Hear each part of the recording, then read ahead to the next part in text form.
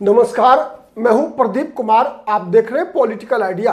Political idea के आज के इस अंक में आप सभी दर्शकों का बहुत बहुत स्वागत है।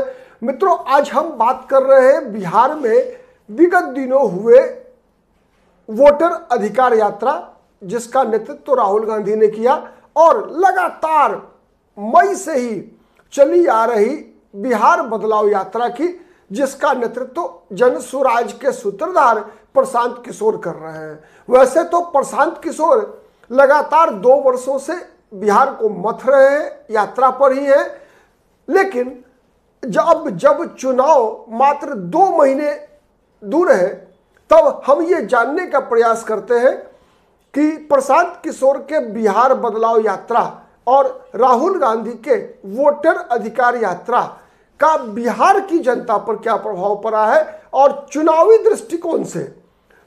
दृष्टिकोण से इसका एनडीए पर कितना प्रभाव पड़ा है, प्रभाव क्या पड़ा है, नकारात्मक पड़ा है, सकारात्मक पड़ा है। क्या प्रशांत किशोर और कांग्रेस पार्टी, मतलब राहुल गांधी के नेतृत्व में जो ये वोटर अधिकार यात्रा हुई, प्रशांत किशोर का जो बिहार बदलाव यात्रा चल रहा है, इससे बीजेपी को और एनडीए को कितना नुकसान हो रहा है। तो आज हम इस वीडियो में इस नुकसान या फायदे क्या होता है उसका आकलन करने का प्रयास करते हैं। तो फिर सबसे पहले शुरुआत करते हैं राहुल गांधी के वोटर अधिकार यात्रा की। इसलिए शुरुआत करते हैं राहुल गांधी के वोटर अधिकार यात्रा से, क्योंकि ये छोटी यात्रा थी, लेकिन मुद्दा बड़ा था। मुद्दा क्या था? मुद्दा राहुल गांधी ने बनाया एसआईआर को। और केवल एसआईआर ही क्यों, चुनाव में लगातार कई चुनावों के में राहुल गांधी ने जो वोटों की हेराफेरी का आरोप लगाया भारतीय जनता पार्टी पर और चुनाव आयोग पर। आरोप तो सीधा लगा चुनाव आयोग पर, लेकिन निशाने पर भारतीय जनता पार्टी है। क्यों? इसलिए कि राहुल गांधी का जो आरोप है कि चुनाव आयोग के दुरुपयोग से भारतीय जनता पार्टी ने कई राज्यों में चुनाव जीता, यहां तक कि केंद्र में भी लोकसभा के जो चुनाव हुआ 2024 में, उसमें भी कई सीटों पर हेराफेरी करके चुनाव आयोग ने भारतीय जनता पार्टी को चुनाव जितवाया। और बिहार में जो एसआईआर चल रहा है, उसका भी मूल मकसद राहुल गांधी के अनुसार वोटों की चोरी करनी ही है। उसका मूल मकसद है कि जो भारतीय जनता पार्टी का विरोधी मतदाता समूह है, उसका नाम वोटर लिस्ट से हटा देना और अवैध भारतीय जनता पार्टी के फेवर में मतदाताओं का नाम मतदाता सूची में शामिल करना। उसके लिए राहुल गांधी ने महाराष्ट्र और कर्नाटक विधानसभा चुनाव के दौरान जो चुनाव परिणाम आए और जो कई उदाहरण देकर राहुल गांधी ने इसे साबित करने का प्रयास किया। अब राहुल गांधी कितना साबित कर पाते हैं जनता की अदालत में, क्योंकि अदालत तो सुप्रीम कोर्ट ने भी कई मामलों में चुनाव आयोग को राहुल गांधी के आरोप पर दिशा निर्देश दिया, तो फिर चुनाव आयोग को भी उन आरोपों को स्वीकार करते हुए सुप्रीम कोर्ट के दिशा निर्देश का पालन करना पड़ा। जैसे जब चुनाव आयोग ने मतदाता सूची के प्रारूप पे 65 लाख लोगों का नाम हटाया, तब जब विपक्ष ने राहुल गांधी के नेतृत्व में यह सवाल उठाया कि ये 65 लाख लोग हैं कौन, इनकी सूची क्यों नहीं उपलब्ध कराई जाती, तो जब सुप्रीम कोर्ट ने यह निर्देश दिया चुनाव आयोग को, तो चुनाव आयोग को वो 65 लाख मतदाताओं की सूची, जिनका नाम मतदाता सूची के प्रारूप से चुनाव आयोग ने हटाया, उनकी सूची प्रकाशित करनी पड़ी। तो सबसे पहले जानने का प्रयास करते हैं कि राहुल गांधी के अभियान से फायदा या नुकसान क्या है। तो देखिए मित्रों, एक बात मैं ईमानदारी से बताऊं, बिहार की राजनीति में सबसे बड़ा मुद्दा होता है जाति का समीकरण। इसीलिए मैं भी उसी रूप में देखता हूं इस मुद्दे को जिस रूप में राहुल गांधी देखते हैं, या राहुल गांधी जिस रूप में दिखाना चाहते हैं, या राहुल गांधी ही क्यों, सत्ताधारी दल बीजेपी, जनता दल यूनाइटेड भी वही चीजें दिखाना चाहती है। क्या है दिखाना?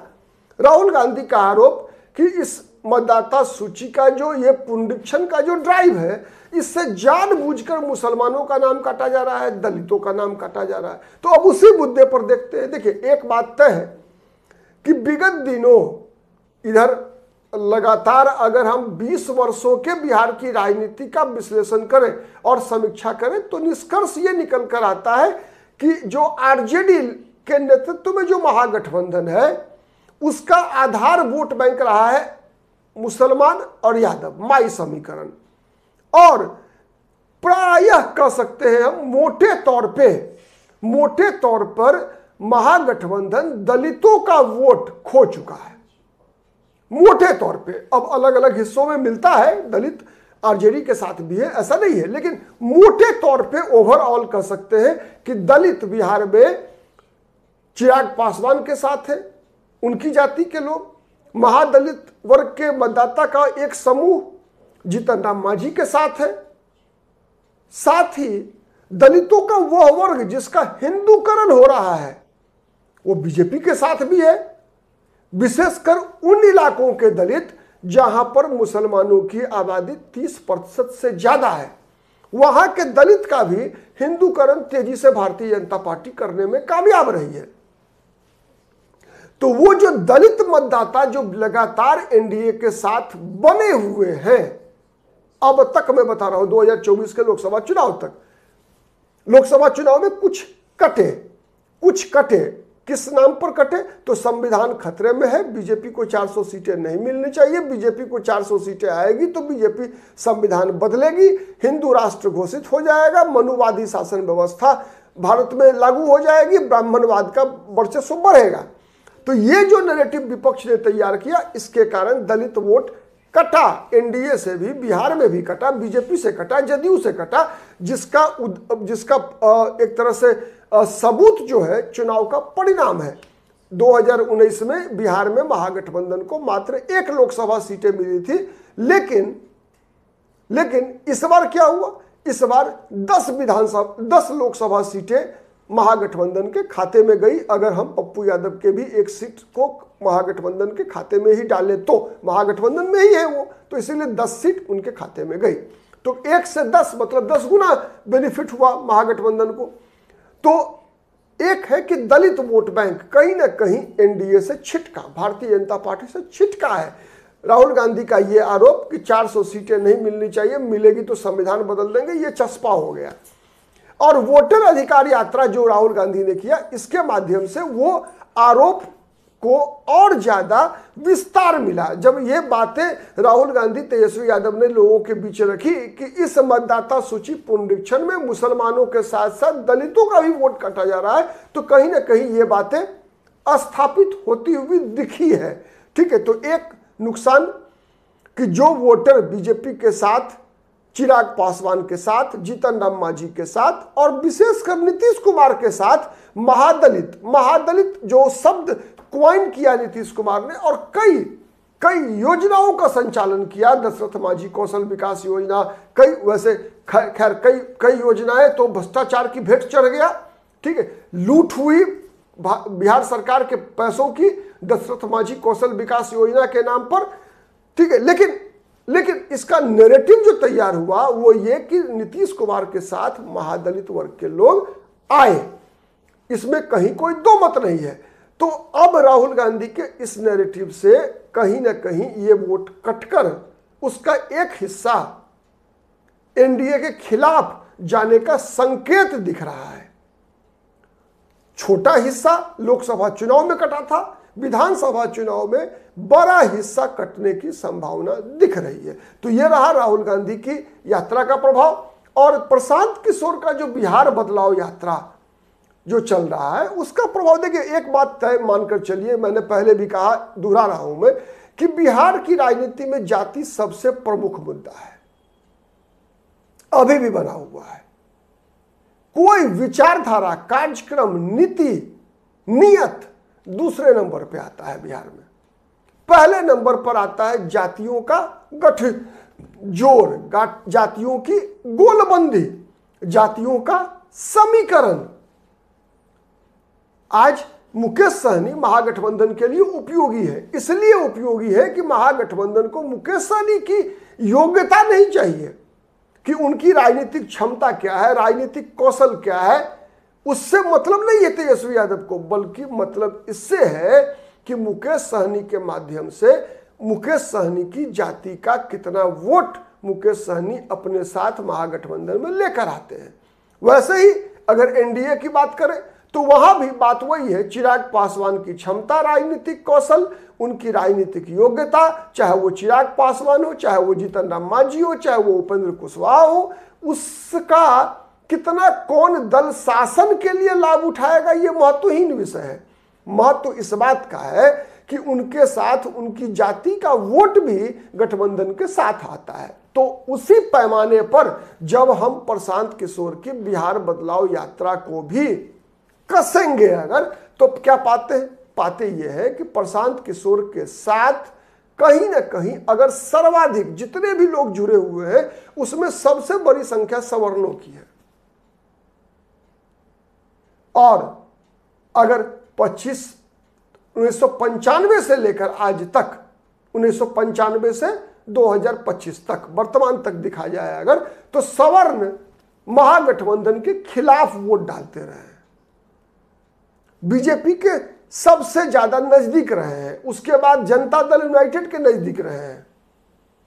क्यों? इसलिए कि जो भी राजनीतिक दल, जो भी राजनीतिक शक्ति, जो भी राजनीतिक नेता लालू यादव का विरोध करेगा, सवर्ण का वोट उधर जाता है।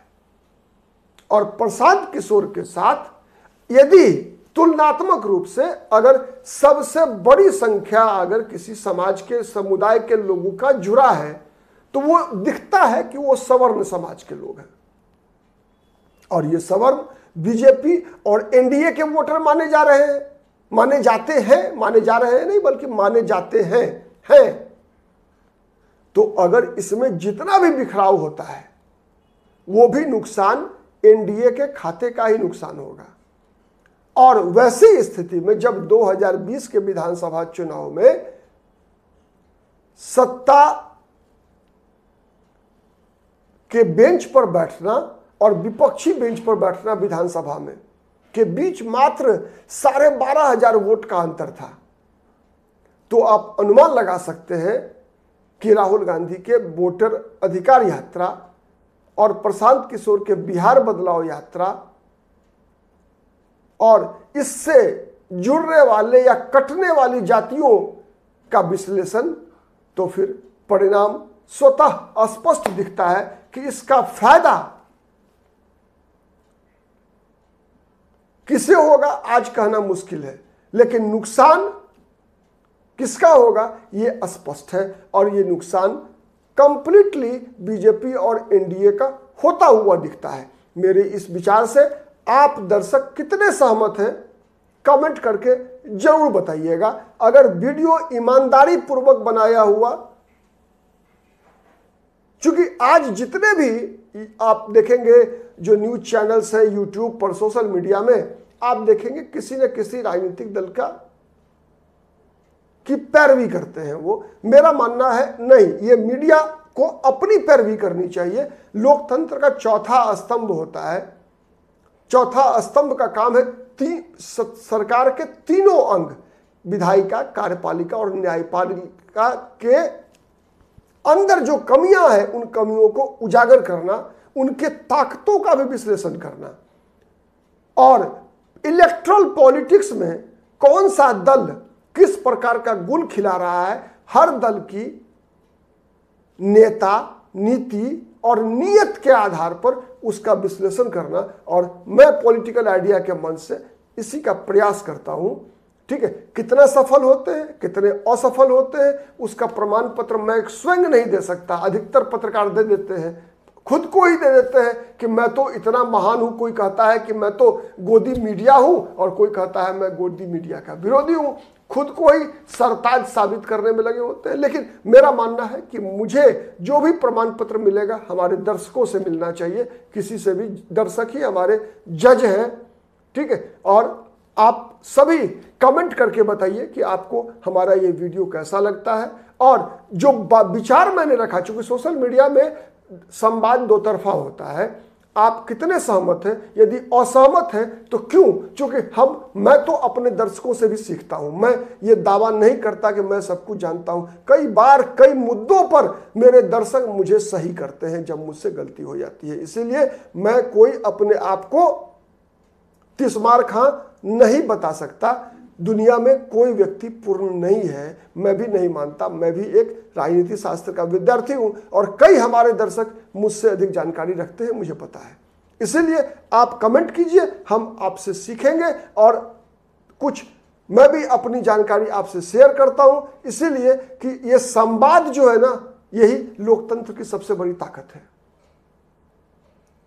कहा जाता है, ठीक है, डिस्कशन, डिबेट और तब डिसीजन। आज के लिए इतना ही। बहुत बहुत धन्यवाद।